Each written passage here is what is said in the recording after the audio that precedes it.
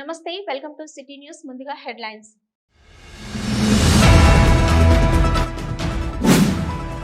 గంజాయి రహిత ప్రాంతంగా గోదావరిఖని సబ్ డివిజన్ ను తీర్చిదిద్దే లక్ష్యంతో ముందుకు సాగుతున్నాం గోదావరిఖని ఏసీపీ మడత రమేష్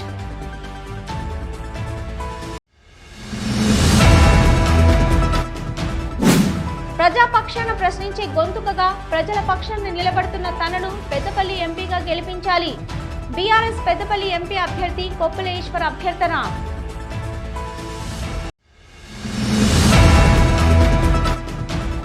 వివిధ సామాజిక సేవా రంగాలలో సామాజిక సేవలను అందిస్తున్న వారికి కళాకారులకు అవార్డులను అందజేసి సన్మానించిన బూస Lakshmaiah charitable trust.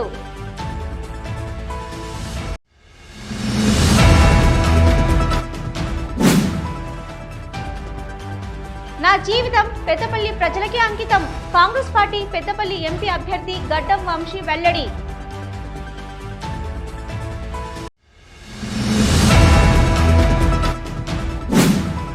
Peddapalli parliament పరిధిలో రెండవ రోజు 3 నామినేషన్ల స్వీకరణ పెద్దపల్లి పార్లమెంటు రిటర్నింగ్ అధికారి ముజమిల్ ఖాన్ వెల్లడి.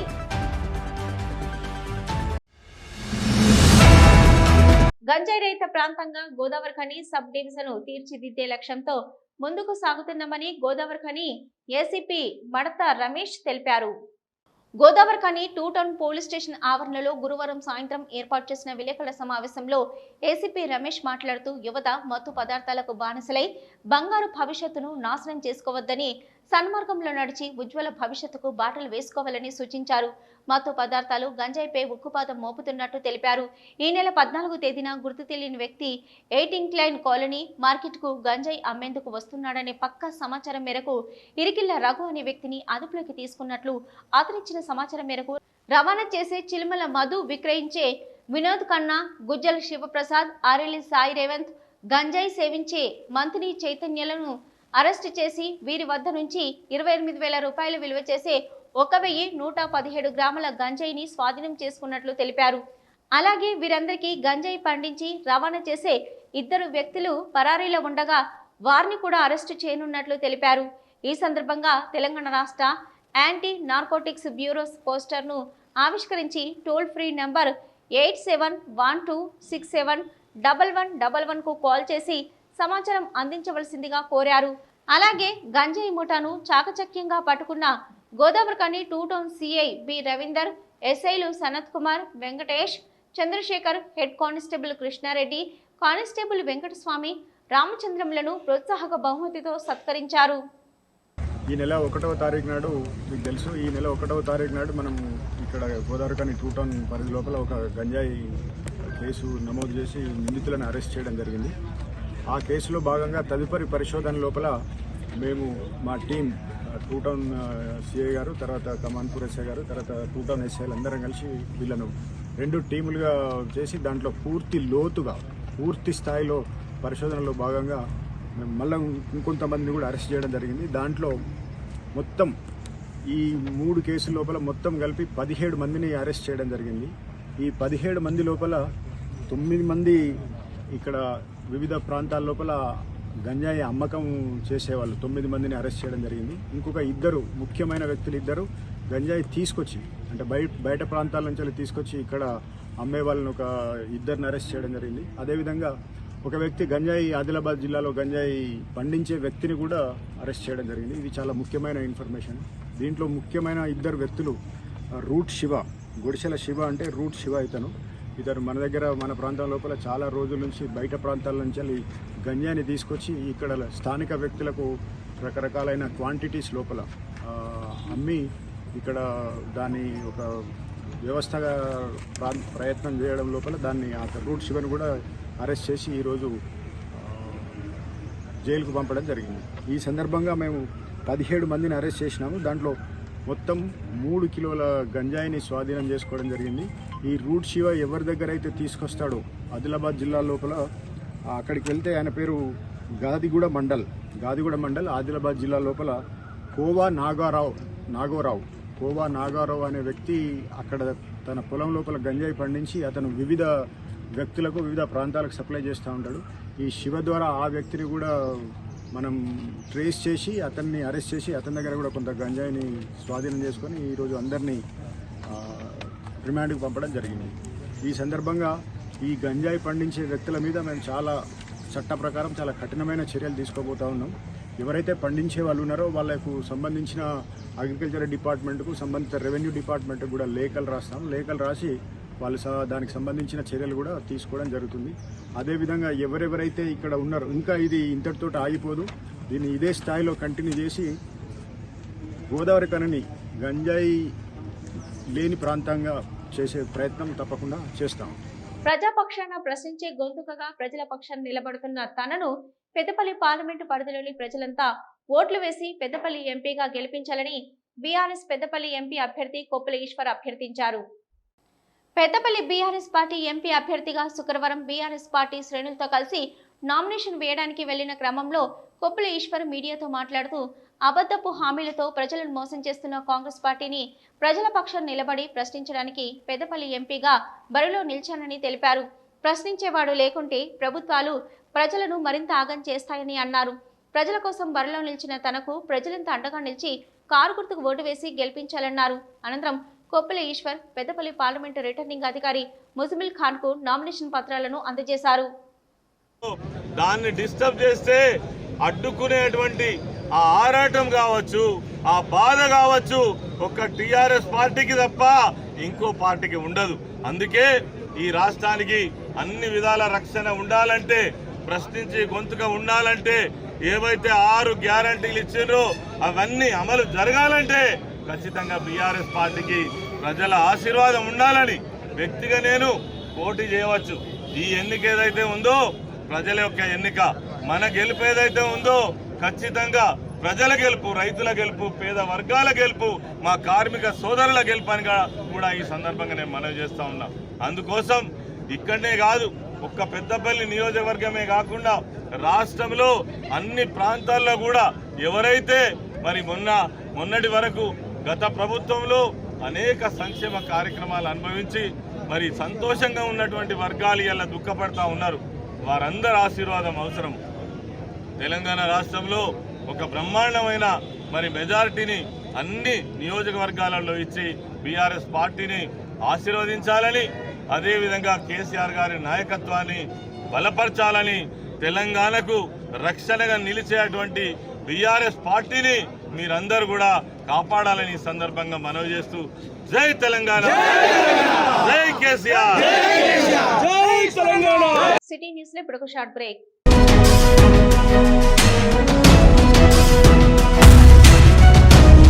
మొట్టమొదటిసారిగా గోదావరికని పట్టణంలో శ్రీ రుద్ర సత్యంబాబు పిల్లల హాస్పిటల్లో అడ్మిట్ అయి హెల్త్ కార్డు కలిగిన చిన్నారులకు క్యాష్లెస్ ట్రీట్మెంట్ చేయబడును. మా వద్ద star, Ericson, FHPL, MD India, SBI, general health card, universal Sompo, Niva, Medi Assist, Chola MS, heritage, good health తదితర హెల్త్ కార్డ్స్ పై క్యాష్లెస్ వైద్యం అందించబడును. పసిపిల్లల ఆరోగ్యం పట్ల ప్రత్యేక శ్రద్ధ కలిగిన డాక్టర్, చిన్నపిల్లల మనస్తత్వం గ్రహించి వైద్యం అందిస్తున్న పేరుగాంచిన డాక్టర్ గా గోదావరికని పట్టణంలో 12 సంవత్సరాలుగా వైద్య సేవలు అందిస్తున్న నెంబర్ 1 పిల్లల వైద్య నిపుణులు డాక్టర్ సత్యంబాబు ఇప్పుడు అత్యాధునిక పరికరాలతో సౌకర్యవంతమైన సిట్టింగ్ హాల్ తో కూడిన విశాలమైన సొంత భవనంలో వైద్య సేవలు అందిస్తున్నారు. విశాల భవనంలో NICU, PICU, incubator, phototherapy, nebuliser, warmer, syringe pumps, lab, pharmacy, AC, non AC రూమ్లు, జనరల్ వార్డ్స్, విజిటింగ్ హాల్ సౌకర్యం కలదు. Doctor Satyambabu MBBS, DCH PALS, పిల్లల మరియు నవజాత శిశువు వైద్య నిపుణులు, 24 గంటల వైద్య సదుపాయం కలదు. శ్రీ రుద్ర సత్యంబాబు పిల్లల మరియు డెంటల్ హాస్పిటల్, సూర్య హాస్పిటల్ ప్రక్క గల్లీలో, ఓల్డ్ మున్సిపల్ ఆఫీస్ రోడ్, మసీదు ప్రక్కన, లక్ష్మీనగర్, గోదావరికని. 7600004430. సమాజంలో సేవా దృక్పథంతో ముందుకు నడిచే వారికి, వివిధ రంగాలలో సామాజిక సేవలను అందిస్తున్న వారిని గౌరవించడం ద్వారా వారిని మనం మరింతగా ప్రోత్సహించిన వారం అవుతామని బీఆర్ఎస్ నాయకులు కౌశిక్ హరి అన్నారు. గోదావరికని అడ్డగుంటపల్లిలోని అమృత్ రాజ్ ఫంక్షన్ హాల్లో శుక్రవారం పూసా లక్ష్మయ్య చారిటబుల్ ట్రస్ట్ మొదటి వార్షికోత్సవాన్ని ఘనంగా నిర్వహించారు. ఈ కార్యక్రమంలో కౌశిక్ హరి ముఖ్య అతిథిగా పాల్గొని వివిధ రంగాల్లో నిష్ణాతులై సామాజిక సేవ రంగంలో సామాజిక సేవ చేస్తున్న వారితో పాటు కవులు కళాకారులకు అవార్డులను అందించి సత్కరించి జ్ఞాపికలను అందజేశారు. ఈ సందర్భంగా ఆయన మాట్లాడుతూ బూసా లక్ష్మయ్య చారిటబుల్ ట్రస్ట్ ద్వారా నిరుపేదలకు నిరాశ్రయులకు అనేక సేవా కార్యక్రమాలు నిర్వహించడం అభినందనీయమని అన్నారు.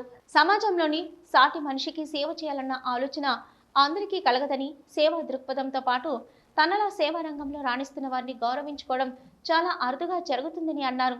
మనం సంపాదించిన దాంట్లో కొంత లేని వారి కోసం నిరుపేదలకు ఖర్చు చేయడంలో చాలా ఆనందం ఉంటుందని తెలిపారు. వివిధ రంగాల్లో రాణించిన వారు అవార్డులను అందుకుంటూ అవార్డుల కోసం పనిచేస్తే మనకు అవార్డులు రావని, మనలాంటి వారి సేవలను కష్టాన్ని ఇలాంటి మంచి హృదయం ఉన్నవారు గుర్తించినప్పుడే అవార్డులు వస్తాయని అన్నారు. అదేవిధంగా అనేక రంగాల్లో ప్రొఫెషనల్గా ఆరోగ్య సంఘాలు, డాక్టర్లు, సీఏలు వివిధ వృత్తులలో ఉంటుకుంటూ సమాజంలో తమ వంతు సహాయం చేస్తూ పనిచేస్తూ వారిని గుర్తించి ఈ వేదిక ద్వారా ఇవాళ బూసా లక్ష్మయ్య ఫౌండేషన్ ఏర్పాటు చేసి వీళ్ళందరినీ కూడా ఎంకరేజ్ చేయాలని చెప్పేసి తాను కార్యక్రమం తీసుకోవడం జరిగింది. ఇది మంచి కార్యక్రమం. స్వతహాగా ప్రదీప్ కూడా చాలా ఏళ్ళుగా ఈ మసాలాల దినుసులు అవన్నీ కూడా సప్లై చేసుకుంటూ దాంట్లో చాలామంది మహిళలకు ఉపాధి కల్పిస్తూ ఉన్నారు. నాకు తెలిసి అనేక మంది మహిళలకు రెగ్యులర్గా ఉపాధి వాళ్ళ యొక్క బిజినెస్లో దొరుకుతూ ఉంది. మసాలాలు ప్యాకింగ్ చేయడమే వాళ్ళ పని అంతే. దాన్ని చాలా ఏళ్ళుగా కొనసాగిస్తూ అందరికి ఉపాధి కల్పిస్తూ ఏదో ఒకటి తన వంతు సహాయము, అదేవిధంగా సమాజానికి పనిచేస్తున్నటువంటి వ్యక్తులను గౌరవించుకోవాలని చెప్పి సంకల్పంతో వాళ్ళ ముందుకు రావడం చాలా గొప్ప విషయం. చాలామందికి డబ్బు ఉంటుంది, అనేక రకమైన హోదాలు ఉంటాయి, అనేక రకమైనటువంటి వాళ్ళకు దేవుడు ఇచ్చిన విధంగా ఉంటారు, అన్నీ సాధ్యమవుతాయి వాళ్ళకి. కానీ అన్నీ ఉండి కూడా సేవ చేయలేని చాలామంది, కానీ వాళ్ళ ఏమి లేకుండా కూడా సమాజానికి పనిచేసే వాళ్ళు ఉన్నారు. అన్నీ ఉండి కూడా వాళ్ళ బిజినెస్ ఎంత ఉన్నా కానీ, ఆ వైద్య వృత్తిలో కానీ ఇంకో వృత్తిలలో ఎంత బిజీ ఉన్నా కానీ సమాజం కోసం ఎంతో అంత పనిచేయాలని చెప్పేసి పనిచేసే వాళ్ళు కూడా ఉన్నారు. అట్లాంటి వాళ్ళందరికీ కూడా మనం ఎంకరేజ్ చేయాల్సిన విధంగా, వాళ్ళని ప్రోత్సహించే విధంగా, వాళ్ళని వెన్ను తట్టే విధంగా, అదేవిధంగా ఇలాంటి కార్యక్రమాలు తీసుకోవడం వల్ల చేయడం వల్ల ఇంకోరికి కూడా ఇది స్ఫూర్తివంతంగా ఉంటుంది. ఇట్లాంటిగా చేస్తే కొంచెం గౌరవిస్తూ ఉంటారు, గుర్తిస్తూ ఉంటారు అని చెప్పేసి మిగతా వాళ్ళు కూడా చేయడానికి కొన్ని తీసుకొచ్చి ఇప్పటికి కూడా ఈశ్వరం సిమెంట్లో ప్రజెంట్గా లేకున్నా కూడా వాళ్ళ మనసులో ఇప్పుడు పరిష్కరణ వాళ్ళ మనసులో ఉండదు. ఎటువంటి సంఘాలు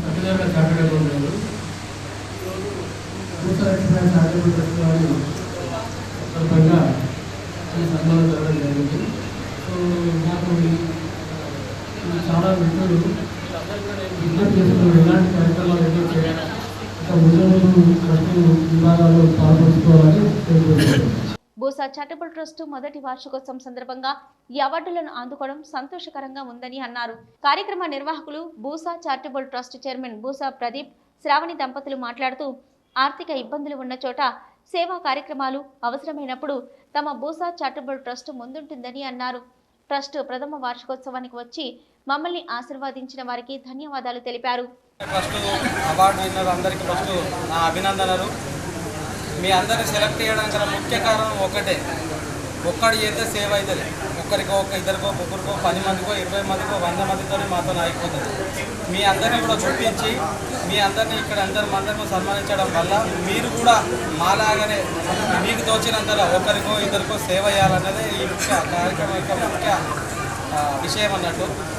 మీరు కూడా మాలాగే సేవ చేయాలి, ఎక్కడ సేవ అవసరమో అక్కడ సేవ చేయడం అనేది మా లక్ష్యం. ఇక్కడ నుంచి ఈ ట్రస్ట్ ఆగదు, ఈ 1 ఇయర్ కాదు, ఎన్ని సంవత్సరాలైనా ఇంతకన్నా ఘనంగా రెట్టింపుగా చేయడానికి మేము సిద్ధమైన. మీ అందరూ కూడా మాకు సహాయ సహకారాలు అందించాలని ఇక్కడికి వచ్చిన ప్రతి ఒక్కరికి ధన్యవాదాలు తెలుపుతున్నాను. ఏంటంటే ఎక్కడ సేవ అవసరమో అక్కడ చేయాలి, అవసరం లేని చోట సేవ అవసరం లేదు అనేది మా ట్రస్ట్ యొక్క ముఖ్య ఉద్దేశం. ఈ సందర్భంగా యూట్యూబ్ స్టార్ వర్షిని బృందం పాటలు పాడగా డ్యాన్సులతో అలరించారు. ఈ కార్యక్రమంలో హరిహరపుత్ర ఇన్ఫ్రా డెవలపర్స్ అధినేత పోరండ్ల ప్రవీణ్, దేవి లక్ష్మీ నరసయ్య, బోగి నాగరాజు, ఎలీషా, రాజు, భాస్కర్, చింటూ, దేవేందర్, ఉమా వివిధ రంగాలలో సేవలందించిన వారితో పాటు కళాకారులు, నాయకులు పాల్గొన్నారు.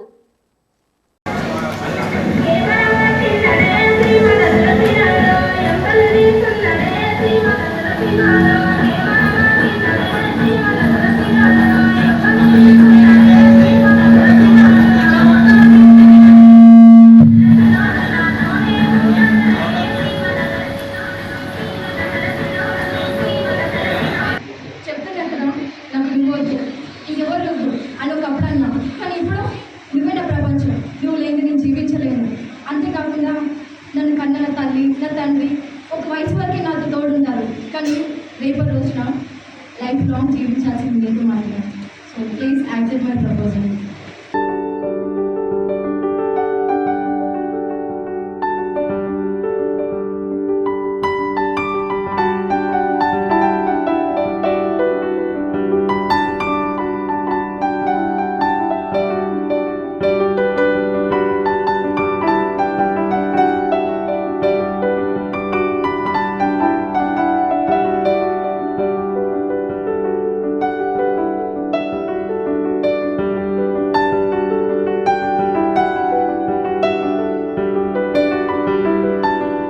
నా జీవితం పెద్దపల్లి ప్రజలకి అంకితం చేస్తానని కాంగ్రెస్ పార్టీ పెద్దపల్లి ఎంపీ అభ్యర్థి గడ్డం వంశీ అన్నారు. కాంగ్రెస్ పార్టీ పెద్దపల్లి పార్లమెంట్ అభ్యర్థిగా గడ్డం వంశీకృష్ణ శుక్రవారం తన నామినేషన్ పత్రాలను జిల్లా ఎన్నికల అధికారి ముజమిల్ ఖాన్కు అందజేశారు. అనంతరం గడ్డం వంశీ మీడియాతో మాట్లాడుతూ తాను రాజకీయాల్లోకి రావడం ముఖ్య కారణం తన తాత కాకా వెంకటస్వామి రాజకీయ జీవితాన్ని కొనసాగిస్తూ ఆయన ఆశయాలను నెరవేర్చడానికి అని తెలిపారు.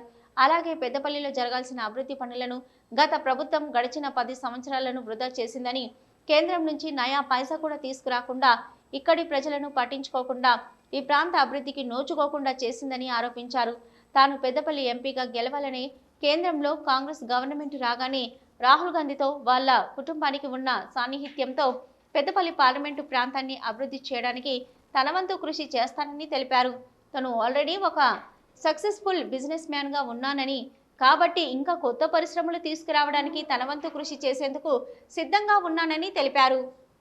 సోషల్ సర్వీస్ పనులు గుర్తించి ఎట్లయితే కాకా గారి ఆశీస్సులతోటి వివేక్ గారు చేసిన పనులు తెలంగాణ కోసం పోరాడి మీ అందరికీ తెలిసిన విషయమే.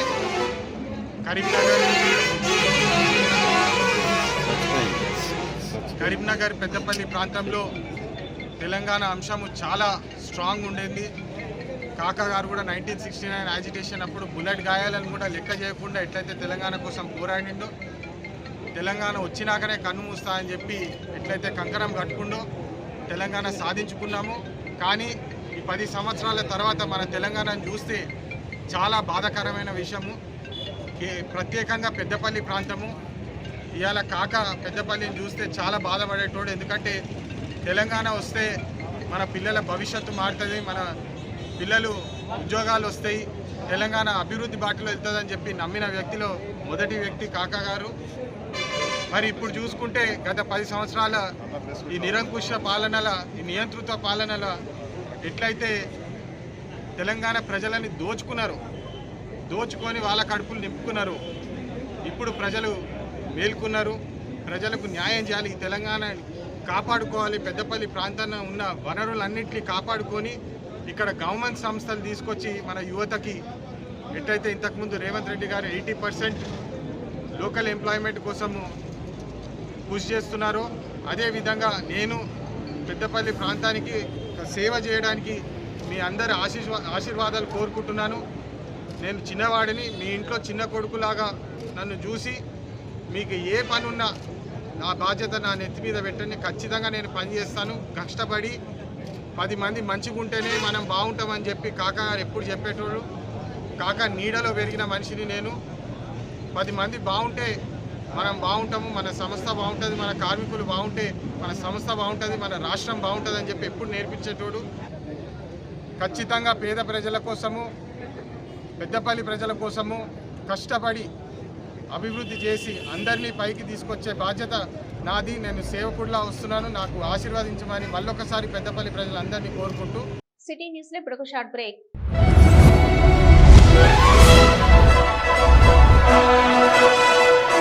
పెద్దపల్లి జిల్లా గోదావరికని పారిశ్రామిక ప్రాంతంలో మొట్టమొదటిసారిగా అధునాతన టెక్నాలజీతో ఎంఆర్ఐ స్కాన్ సేవలు అందుబాటులో. First MRI in coal belt area. Krishna MRI scan centre 24 గంటలు ఎమర్జెన్సీ సర్వీస్.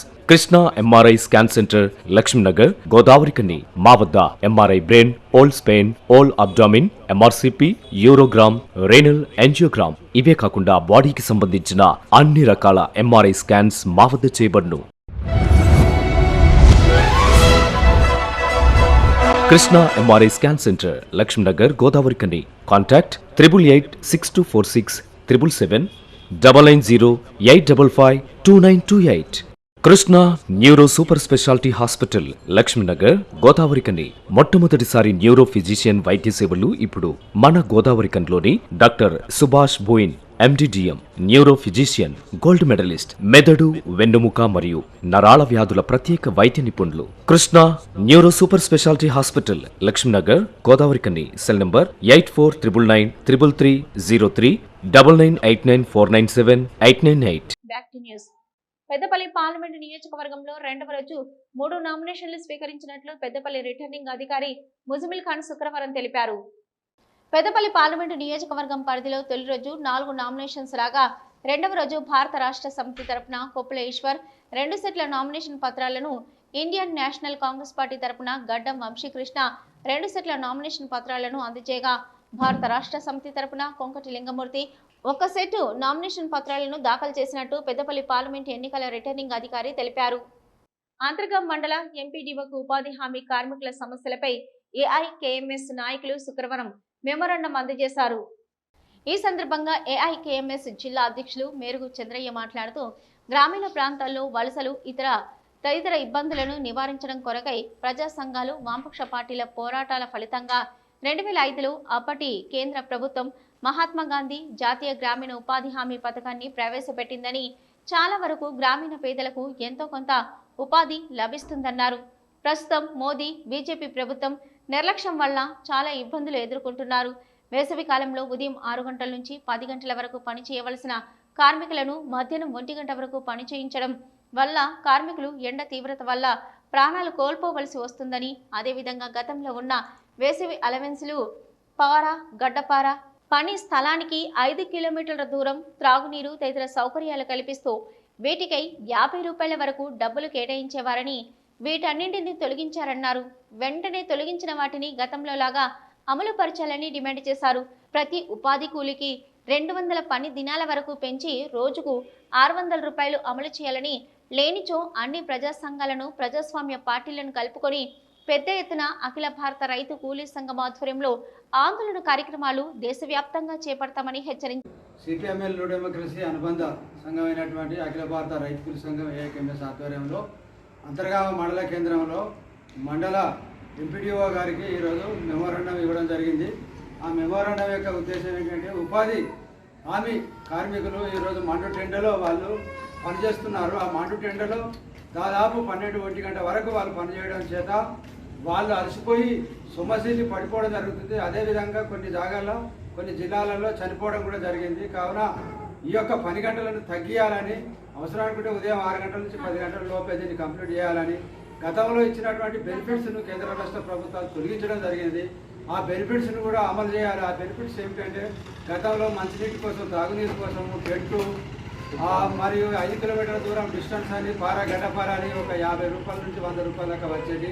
అవి కూడా తొలగించడం చేత కార్మికులకు అతి తక్కువ వేతనం జరుగుతుంది. వాళ్ళు అంత దూరం 5 కిలోమీటర్లు పోయి నడిచి వచ్చేసరికి వారికి కనీసం 200 కూడా పడకపోతే వాళ్ళు ఎట్లా వాళ్ళ భార్య పిల్లలు పోషించుకోగలుగుతారు. అదేవిధంగా ఈ గతంలో తొలగించిన బెనిఫిట్స్ అన్నీ కూడా ఇప్పుడు అమలు చేయాలని, గత 5-10 సంవత్సరాల క్రితం ఏదైతే ఉన్నదో దాన్ని అమలు చేయాలని, ఈ యొక్క 300 రూపాయలు ప్రకటించినట్టు 300 రూపాయలు కూడా ఇవ్వడం లేదు. 100-200 లోపే పడుతున్నాయి. కాబట్టి ఆ గవర్నమెంట్ ప్రకటించిన ప్రకారం 300 కనుక అమలు చేయాలని మా యొక్క అఖిల భారత రైతు సంఘం 300 కాదు, ప్రతి రైతుకు, ప్రతి ఉపాధి కూలికి 600 రూపాయలు ఇస్తూ ప్రతి ఉపాధి కూలికి 200 రోజులు పని దినాలు కల్పించాలని మేము డిమాండ్ చేస్తున్నాము. ఈ కార్యక్రమంలో ఏఐకేఎంఎస్ జిల్లా ఉపాధ్యక్షుడు కొల్లూరు మల్లేష్, నాయకులు పైడిపల్లి రమేష్, పెద్దంపేట తాజా మాజీ ఉప సర్పంచ్ కోడిపుంజల భూమేష్, తమ్మనవేణి రాజకుమరయ్య, బోయబోతు సాగర్, దొబ్బుల తిరుపతి, జుంబుడి శంకర్, పి తిరుపతి, కోడం లస్మయ్య, ఎన్ మల్లారెడ్డి, కె సతీష్, ఎల్ సునీల్ తదితరులు పాల్గొన్నారు. సిటీ న్యూస్ ముగించే ముందు హెడ్లైన్స్ మరొకసారి.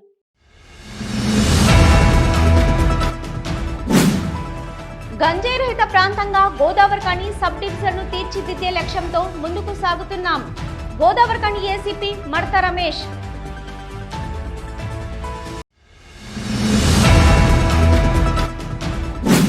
ప్రజాపక్షాన ప్రశ్నించే గొంతుకగా ప్రజల పక్షాన్ని నిలబడుతున్న తనను పెద్దపల్లి ఎంపీగా గెలిపించాలి. బీఆర్ఎస్ పెద్దపల్లి ఎంపీ అభ్యర్థి కొప్పుల ఈశ్వర్ అభ్యర్థన.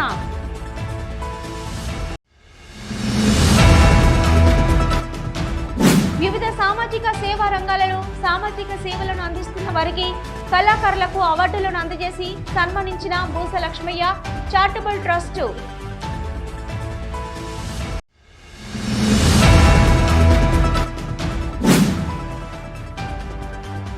నా జీవితం పెద్దపల్లి ప్రజలకే అంకితం. కాంగ్రెస్ పార్టీ పెద్దపల్లి ఎంపీ అభ్యర్థి గడ్డం వంశీ వెల్లడి.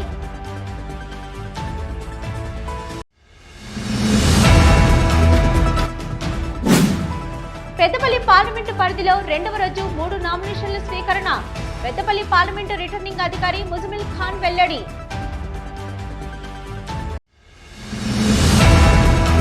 ఇవి ఇప్పటి వరకున్న సిటీ న్యూస్. నమస్తే.